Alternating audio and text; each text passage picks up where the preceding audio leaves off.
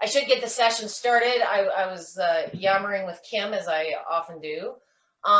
This week has very much been upper body, and I'm on the ground again. We've done a lot of sessions where we're seated, and I've given you a few ideas for upper body in a seated position. So for those of you joining us that cannot get down to the ground, that's where I'm starting today. So if you have issues getting down on the ground and getting back up, you might want to warm up with some pelvic tilts or a couple of light squats just to get some blood flow and some stiffness out of those legs. But today I wanted to show you, without it being a whole lot of effort, Wednesday was very much about push-ups, how to make them hard, how to focus on technique and have more of a fitness outcome. Today I want to talk about just how do I massage my arms. My hands, my wrists. So a lot of you are dealing with hypermobility. I know, Kim, you have issues, sometimes we have issues with the wrists.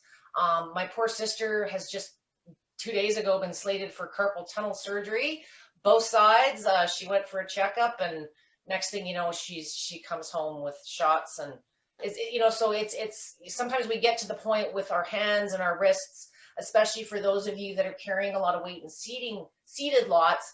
We rely on these things sometimes more than we should. There are tools, and you guys are very good at pushing through the pain. Today is one of those days where I might ask you to push through the pain a little bit, but as a general course of your life, if you're feeling pain or tension in these areas, treat your arms and your hands and your shoulders to a degree the same as your legs. They're going to be doing a lot of tasks for you, and if you feel stiffness or tension building, swelling throughout the course of the day, it doesn't always need to be a big 10, 15-minute thing. 1 to 2 minutes targeting in spot treatments is a good idea too. So today, the things that I'm going to go over could be added to your existing workout. It could, hello, Australia. It could be a spot treatment. Really, whenever your body presents symptoms and you feel you need a fix, if you're already down here on the ground and you've done some fitness stuff, you might want to do some of this as recovery. So today for upper body, depending on your mass, so if you're carrying some of your weight in your upper body more than your lower body, just like when you're standing on the machine, you'll probably be able to tolerate more movement and higher frequencies if you are carrying more mass in your upper body. Your body absorbs it differently than when you are slim. So for me personally, I want your hands no more than hip width or shoulder width apart. If you're finding the amount of movement is too intense, bring the hands closer anytime throughout this routine. So I'm going to get it going at like a mid speed. Again, those really slow speeds, regardless of what your manufacturer may outline. This is not a treadmill. Starting slow is wobbly and bouncy, and these are kind of your choppy speeds. So those slow speeds are more about balance and stability and churning a little bit of lymph. But I think you'll find for upper body, the mid frequencies are certainly a better starting point.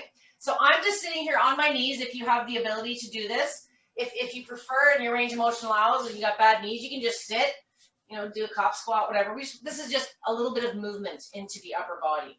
And what we're going to do while we're on the floor here is we're going to play with some of my little toys. I've got all kinds of toys that you've seen me play with. Many of you with the wrist issues, I know Kim for sure, sometimes when you're doing push-ups, the angle of the wrist, or if you do have carpal tunnel, those types of things, it's hard to do something and put body weight into it. Today is specifically about massaging and stretching in these areas. It's not a push-up. So one of the big things with your hands is if you have arthritis, if you have swelling, putting your hands flat on the plate is one thing, but some people have kinks in their hands from the arthritis, and they can't get them completely flat. There's things that you can add to the plate for your hands. This is an example. I'm just gripping it with my hands. I'm getting a little bit of movement.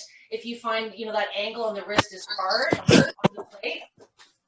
Another variation that you can do if we want to target the wrists with your full noodle is move your hands up from holding and just put your wrists directly on this. You can roll them slightly, okay? This doesn't seem like, very exciting fitness stuff because it's not. Again, this is just to target swelling, carpal tunnel. You may find a higher frequency is more comfortable if you're not putting a lot of body weight into it, a higher speed. So kind of up to you what your tolerance is. And you can just let those wrists sort of hang and just get some movements. Your wrists are just hanging on it. If you want more intensity, widen the hands up. And that really depends on you and your comfort levels, okay? You can also flip them over, let the hands just relax. Your fingers are gonna flop all over a little bit, okay? I'm a little old school and I don't crochet anymore, but many of my friends crochet and knit, and if you do those types of things, even just a little bit of this before you get doing your handcrafts, scrapbooking, whatever you do, just to get that lymph and that circulation going. If the pool noodle's not your bet, big expense at Dollarama, $4. You can get, most of you probably have a roller. I just wanted to demonstrate with a roller, they tend to be a little more dense. Maybe you've got a PCV pipe or something stronger. This might be okay if you're just using it, holding it in place, but sometimes they have a tendency to bounce and move around. So it depends. This is going to feel a little bit more intense than the pool noodle because the roller itself is more of a solid object. I don't like using solid pool noodle or rollers if I'm bearing any weight or the back of my knees. I find, you know, that you're going to have to play with your variations with what feels better. But yeah, this wasn't a huge expense. This was $4. You can also use this one with your feet when you're seated. I'll bring this one a little bit closer so you can see that there's like little knobbies in this one. There you go. There you go. Okay. A couple of other things I have. You've all seen my ball before. Another thing that you can do, you're not going to get as much movement with it in the center because you're hanging on, it's not long like the pool noodle. So move the ball off to the edge. Get it away from the center a little bit or you're not going to get any shake. So if you don't have a pool noodle and you don't want the angles in the wrist, but we want to get some movement up in the arms, you could use a ball. That's just another example. It's not as exciting as the pool noodle though. And then another little one, I've had these for years. These are like sand balls. You could use a tennis ball, you could, a racquetball. But sometimes it's kind of nice to just put it up and just give that hand and those fingers some attention. All you're doing is instead of doing you're manually sitting on the couch or something, you're using the vibration. It's coming through the ball and getting into the hand without you having to put your hand on the plate for those that have an issue with them. Okay. Let's move on from the hands and the wrists to the forearms. I think I did a short video on this one, but my favorite thing to do, I would recommend the softer pool noodle over the hard, dense roller. We're going to do the forearms. So if you do have carpal tunnel tension in those forearms, we are still seated on the ground or on our knees. You might be sitting up on a block if this is a little too low. I start on the outside edge on my bones, and I just kind of roll. Roll that swelling right out. And then do the underside of your arms. Just kind of keep turning the position of your arms. Like you're making a pie. Like you're making a pie. We have someone, and I'm having a brain fart because I meant to write this down. We had some severe neck swelling that we were discussing in one of our posts yesterday, and sitting on our hands seems to be helping, but we'll see. Sometimes what happens when you do have blockages in certain areas, when you're moving that lymph and that fluid from one area, you might notice some congestion in another area. So if you're congesting in the hands, sometimes, I can't remember who suggested this to me, but instead of going back and forth, maybe you just want to roll one direction and push it up the arms. Do you know what I mean? Yeah. So instead of rolling back and forth, okay? Yeah. Just sort of depends on where you carry that swelling, okay? Next variation on this, we're going to put a little more body weight into it. So everybody today has bad wrists. That's the assumption that I'm making. So taking that same pool noodle, it just gives your hands a little something to hang on to or rest on without it being as invasive on the wrists. Elbows are just slightly bent. And this is just a modified push-up.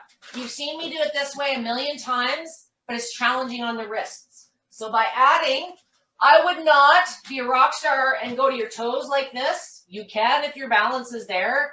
But if that thing rolls on you, I don't want any comments or posts on my page, please. So this is, just keep the body weight minimal so that if you did need to get yourself out, okay?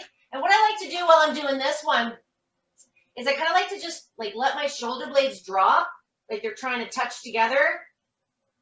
Okay, a lot of times when we're working our upper body, it's that range of motion between the shoulder blades. So my arms aren't really moving, but I'm just trying to touch the shoulder blades together and pull them apart. And you'll feel your biceps shaking all over if your hands are really wide. Again, if it's feeling too intense, bring the hands closer. If you want more intensity, widen them up. So a couple of shoulder blade pinches, and now let's do some rolls. So we're going to keep the same basic position. The elbows are slightly bent. We're just going to roll some shoulders. Okay. If you want a little bit more in the bat wing, the back of the arms, take your thumb off the pool noodle and kind of hang on to it, just so you're allowing those elbows to go into your ribs, as I showed on Wednesday. Okay. That's also really good in the sides, the armpits, if you're dealing with some compromised lymph nodes there. Because there's many reasons lymph nodes get compromised nowadays. Okay. Any of these positions, 30 seconds to a minute, really depending on, if you're feeling some improvement. I would rather, if you're specifically treating swelling or pain, I would rather you do, a couple, 3 minutes, see how you feel, and do a couple times throughout the day versus doing a whole bunch and then not being able to lift your arms for the next 4 or 5 hours. So it's easy to overdo. A nice little stretch we're going to finish with, and you can do this with the pool noodle. You can do it without. We're going to back our knees up a little bit, and we're just going to put those arms out in front of us. Let the wrists hang and just stretch. Okay, if you want more intensity, wider. Kim, your range of motion is looking fabulous. It is getting better, and I think it's because I'm getting stronger. Oh, for sure. You know what? Part of the reason I make you come down on the ground and do all these, it's not the machine. It's all the getting down and getting back up that's working you out. Yeah, it's like a secret little trick.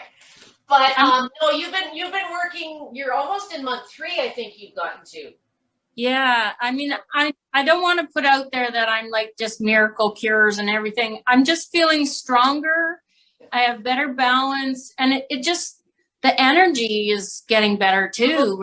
Progress is better than pushing yourself so that you have a big setback and you can't use it for a week. The very last one I want to cover is a little bit more on the back of the arms and the elbows specifically. I have horrible elbows. If anything's going to give me grief in my upper body, I don't know if it's tendonitis or lack of doing things like this. I showed you one a couple weeks ago where we put the elbows on the machine, but if you take your pool noodle and you kind of just get your bum right up to the back of the machine, way to get into the elbows. And you just kind of lean on it. If you don't want so much in the neck and the shoulders, lean forward a little bit. If it feels comfortable, don't allow your body to just slope, but hold a good position. Oh, I think I ran out of time. Hang on, I've been yammering already. I'll be next. More than 10 minutes? No way. Never happens. Okay, let's try this again. So yeah, this one's a little better with the pool noodle again. Just gives you a little bit to rest. Okay. Pull those shoulder blades back. Whatever kind of feels good. And again, if you're feeling, if there's areas of swelling, use a little bit of logic. If you're pulling at the hands and the wrists, start and do these positions first and continue. And you may want to do, 30 seconds to a minute, or, me and my pelvic tilts, you might want to do a minute or 2 standing and just give that total body a little bit of help to dissipate some of the stuff that we've done. If you are stiff and you're lacking range of motion and you've been kind enough to join me on the floor today, but it was a challenge for you, and all the more reason you might want to stand up for a minute or 2 and just loosen things up to get them moving. Last one that I will leave you with for today, as far as a tip, is how often, how long. We covered this in the mid-frequencies, mid-speeds today. If you're using the average machine out there, I want you in those mid to high speeds. If you're using a higher performing frequency machine that's got higher capability, you're working in the 12 to 14 hertz range. This is just relaxation. Again, your intensity, hands closer is less, hands wide. Intensity is one of those gray words. It means a lot of difference to everybody. Sometimes people think it's a higher speed. To me, intensity is increasing the amount of movement, regardless of what speed that you're using. The speeds, to a degree, are associated with the benefits. Certainly some that have been researched, but through a lot of the anecdotal work we do here, we know, certain things happen better at certain speeds, and some speeds feel better. And that goes for the guns as well. The intensity, between your hands and your feet as you adjust them on the platform. Play with that depending on how you're feeling. If you're having a bad day, don't slow it down. Work with your regular speeds, but bring those hands or feet closer. And outside of that, today was short but sweet. You may have been doing some of this already. If you don't have a pool noodle, I'm going to stress again, that's probably the best investment. You'll see me using that lots. But if you do have other things around the house, tennis balls, yoga blocks, anything that you can do to just get those angles up out of the wrist a little bit is my best advice. I'm going to open it up to questions, as I always do at the end of this. And I didn't even swear once today. So any questions, Miss Kim or Cerelia? Actually, can you hear me? I can. How are you? Okay, good. I'm fine. My boyfriend's taking a nap. That's why I'm being very, very quiet. Okay. I just wanted to mention that I think I'm getting some good strength in my hands from using those same squishy balls you've got. Oh, I nice. take one in each hand, put them on the opposite sides of the platform, and keeping my hand on the top of each ball, I just gently squeeze, hold, and release against the vibration. And since my hand way to engage the hands, like if you can engage just exactly the hands, not tensing your whole body, yeah, go. And are you doing it in like little reps? Basically holding for 3, releasing for 3, holding for 3, releasing for 3 against a vibration on a turbo about level 4. So it's that's mid-range. Got what, 60 speeds on yours? Well, since I do a full workout that of course is on, I use the variable ones or something. Exactly. So that's in pretty much in the beginning of a program on the turbo 4 out of 8.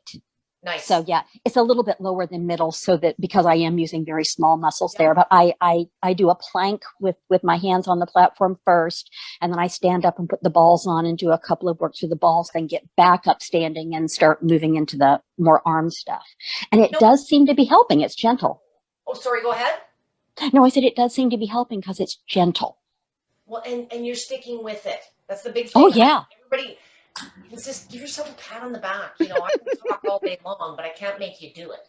So the biggest thing is that you're sticking with it, especially. I do three days a week of full 20 minutes exercise and 3 days a week of just 20 minutes vibration. Awesome. So you're just doing feel good stuff too. And the more you play, the more you learn. There's all kinds of different balls. I have a dog and children, so I go through. There's ones I call them the nipple balls, but they've got little bumps actually sticking out of them. They're nice. They add a little bit of, I don't know, like texture, and there's all kinds of different sizes. So what you're doing, is taking the angle. I tried the push-up assists, and some of those things work, but I find a ball or a pool noodle, especially if you have issues with the wrist. And that's good, Cerelia. And I hope I'm saying your name right. If you're finding you do need a little fix throughout the course of the day, you already know your go-tos. And if you haven't, play with the speeds a bit. I would say one of the cool things about the turbo and the Rumblex, where you have those multiple motions.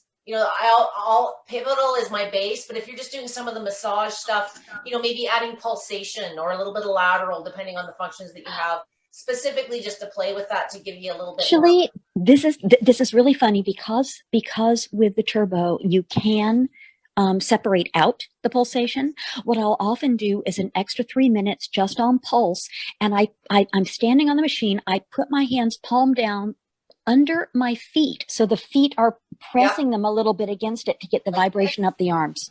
Woo! As I slip on my butt, like that. Like you're hang on, I don't have you on camera right now. Oh, that's okay. I know what you're talking about, though. Okay. I know what you're talking about. And it's all a tolerance thing, and that tells me you got good range of motion. Yeah. Oh, okay. I've got ridiculous range of motion. I can't get down on the floor because I've got a messed up kneecap. So it needs to be surgically fixed. It's like in pieces, but the range of motion's great. Awesome. And keep it up. If you are getting some surgery, the best thing that a vibration machine can do, there's a lot of things, but it is really better prepare you for that surgery so that the recovery isn't as encumbersome. This machine, I think, is one of the best investments that I've ever made. It just makes everything easier.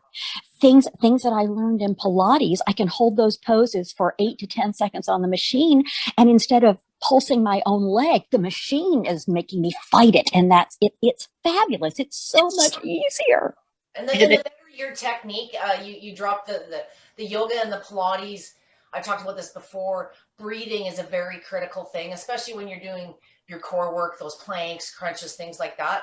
And body awareness to a degree. When you're on a platform, back in the day when I used to spend hours and hours on trade show floors, and you do demos, you get a lot of new people, and there's characteristics when somebody gets up onto a machine that you just know whether they've tried it before or not. And my yoga and my Pilates people, they just thrive in this environment that is the machine, because those fundamental basics are there. And many of the ladies in this group, what I find is, you have exercise disciplines, you have breathing techniques, a lot of the things that make whether it's exercise or feel good, more effective in this environment. So that's awesome. I appreciate. Maybe we have to have like an open house yoga class. Or I am not a yogi, but I know we've got enough on the page here. We could do like a little, what's your favorite yoga move to do on the plate? And, I've seen that there are places that specialize in classes that are yoga on the vibration plate, and I think that's fascinating. Back in the day, when I spent time with Hypervibe and even my own studio, probably one of my most popular, and I'm only in a small town of 4,000 people, but would be group classes on the machine. And I think for especially my moms back in the day, it was that accountability. Everybody else is going to be at class. It's very motivating. The cool thing about the machines, and it's challenging as an instructor when you're dealing with different skill sets, trying to get the fatigue levels to time and so forth. But the nicest part about the machines is, if somebody's fatiguing in any one position, they can take some intensity out of it, and everybody complete and catch up. So it's a really good way not only to expedite the technique that you've already learned, but not in today's world, but a lot of people love this technology because it expedites the amount of time.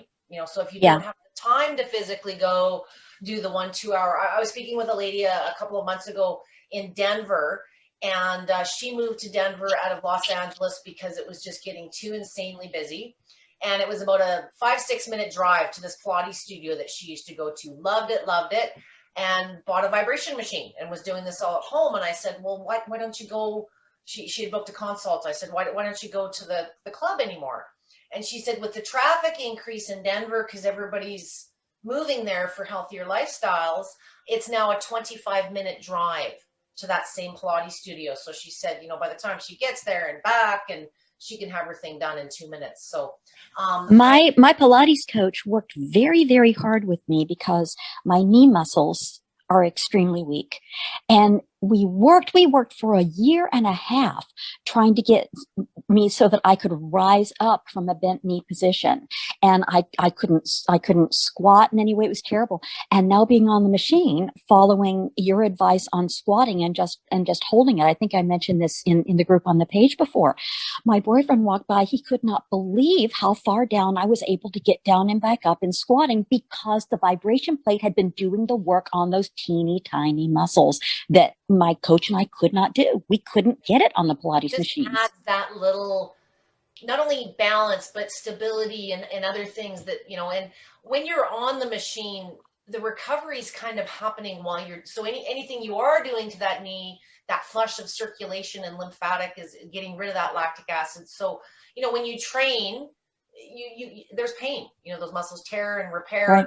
But by adding a higher level of muscle fiber recruitment and that stability, there's again, I can't say enough. I never did get the knee surgery. That was many, many moons ago. There are things I need to be careful about, and certain stretches and exercises I got to warm up to. But it sounds like you're managing very, very well with it. And I'm so pleased. The big purpose when I started this page was, yes, I have a lot of people that need help. But the common thing I'm finding through all the groups is I just need someone to help me stay focused and motivated. And nobody fits into a box on this page. So, my experience just allows me to show you how to tweak. And as your range of motion improves through some of those tips, a lot of the stuff that you maybe were lacking or having challenges with in that Pilates class, probably will become easier or more effective in this environment. So And I get new I've ideas seen those kind of results. I get new ideas every single time I watch you. I might not be able to do exactly what you're doing, or I might be way past what you're doing, but watching your ideas, the different accessories that you bring into play, and the different ways you hold your body, I get new ideas every time that I can incorporate into my routine. It's just incredible. I love it. Sometimes we forget. A couple days ago, I was doing something with my shoulder, and my daughter's like, "How come you don't do that one?" There's one. It's hard to do. You gotta have range of motion, but I kind of like hook my arms on my ankle. I like pull my arms out of my sockets while I'm doing it. But if you can't hang on, it's hard to do, and if you can't grab your ankles. And I was like, "Oh yeah, I totally forgot about that one, right?" And you again, like my quote on my page, you're only limited by your imagination and your range of motion, and the Mhm. latter will improve. So, yes, Miss Kim. I just want to add to what you just showed us. That's a cool move there. I actually do it standing up because I'm hypermobile and I can go over. So what I do is I stand like with my feet fairly wide apart, but Knees.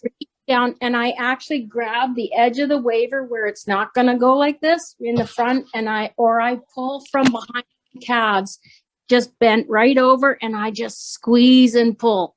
So yes, modify to what you need. Yeah. Yeah, and once you sort of learn, as both of you have, the more you kind of tweak and play with you learn how to get it where you need it, right? And me too, like I say, if there was a book, the number one thing, and I feel sorry for all these manufacturers because everybody, what's the best program for bone density and fibromyalgia and MS, and it's all BS. It really boils down to your tolerance, what you're willing to do, and what you're able to do. And as you progress, some of those stable moves that maybe you're using today might look more challenging down the road, or maybe they're boring and you try something else completely. So if there was a book of every exercise position and every modification that you could do on a vibration machine, it would be about this thick. So I think most of the manufacturers do a very good job, and I'm going to defend them to a degree this morning. I did have a couple of challenging questions this morning, and people that do not exercise regularly, that don't go to Pilates classes, that have never taken some foundational learning, struggle because it's not the machine that's hard and all the settings, that complicates it maybe to a degree. But if you don't know what exercises help lose weight versus, strengthen your back, you need help. And I'm not claiming to be something that I'm not. I'm not a doctor. I've just translated a lot of their work over the years. So one of the things I'm really good at in my consults as far as medical worlds is if you have worked with a physical therapist or you've done anything of that nature, you usually have a protocol of exercises you're supposed to be doing at home. Even if it's like inner ear dizziness, you lay down in the bed, all these things can be done on a vibration machine. But sometimes, if you weren't doing them regularly, they're not habit, they're not in your brain. So, if you guys ever have a particular stretch or a position, post it to the page. Sometimes what I'm best at is just making some suggestions on the settings. And I think you find the more time you listen to me, I always say start at those mid to higher frequencies and work backwards or with the feet. And, you'll find your level of comfort, but the biggest way you can keep things simple is keep your exercises the same and change those speeds up a little bit. So change your speeds up if you haven't been. And for some of the massage stuff, Cerelia, I don't know the levels on the turbo, but I think you have 50 or 60 levels. Try more like the 20 to 30 range. I think that the turbo actually goes up to a level of like 90 on both of them. Like, but I tend to use I tend to use the program since the programs move through things, and I change up between 3, 4, and 5 depending on whether I'm wearing compression or not. I use heavier duty level when I'm wearing compression, so I can get a little bit more of a shake going. But since they all take me through things all the time, what I'm lazy about is I should change up the order in which I do the exercises so each exercise is getting a different level from what it gets. I've just got myself in kind of a trench of doing the same thing. Well, and sometimes even a little foot position change. Oh, I do those constantly. I change my body weight position and everything because it completely moves things up and down the spine and puts the shake in different places. It's fun to play with. It is. Kim and I were talking about that last week. Like, honest to God, like sometimes if you've been using it regularly, it's not until maybe you go on a vacation or you're not allowed to use it due to some medical reason or something. It's not until you take a break for a week or two that you realize some of the soft stuff, everybody's got a reason why they're looking at these machines: weight loss, bone density, pain, whatever the driving factor is. But a lot of times there's other things you don't realize you were getting until you stop using it. And one of the big things is energy and fatigue. A lot of people, and this is where I run into it all the time post-surgery. I'm so glad Dr. Herbst backed me up on the weekend and said, yeah, you can use it post-surgery. Depends on the surgery, right? Like anything else. But again, it's tolerance. There's certain things I wouldn't shake, but when you've been using it regularly and your doctor says, you can't use that machine, you already know in your mind 5,000 modifications that I've taught you that there's a way. You just got to make sure you're doing it right. So if anything, even just sitting in the chair and getting the feet on it to get some energy and break up all the sitting. So the modifications, I wish it was simple, but yes, I always do have an answer for everything. So just ask me. And I won't keep you guys longer. What time are we? 2:41. Did you have any other questions today, Cerilia? No, it's Cirilla, by the way. It is Cerilia. Thank you. Correct me. Cool. I do that all the time. Cerilia. So, please, you have to correct people on your last name constantly. I know how that works. We lose our identity when we get married, right? Yeah. That's why my Bear is my maiden name. I have a married name, but that's on all the credit cards. But my maiden name is my professional name. I was in show business from the time I was 16, so it's been my name for a long time. My maiden name was Wackett, Wackett, and I think I like the new one better. I do too. My husband was very sweet when we got married. He's like, "Do you want to hyphenate?" No, I'm good. I worked for a bank for a number of years, and old school, like carbon copy. You rip that pay stub open. Just had your first initials. I'm very proud to say my middle name is my mother's first name, Deborah Ursula Wackett. So my pay stubs for years came in D.U. Wackett. D.U. So yeah, I was the joke at the bank, and now I shake it. So there's all these weird. I used to whack it, now I shake it. Sounds pretty bad. That's great. I'll end it on that today. You're a very big supporter of mine, both of you are, and I appreciate you being here today. So, thank you guys very, very much. I look forward to seeing you next week. And keep me posted on all that's good and wonderful in your world. Have a great weekend, guys. Thanks again. Bye. Thank you, guys.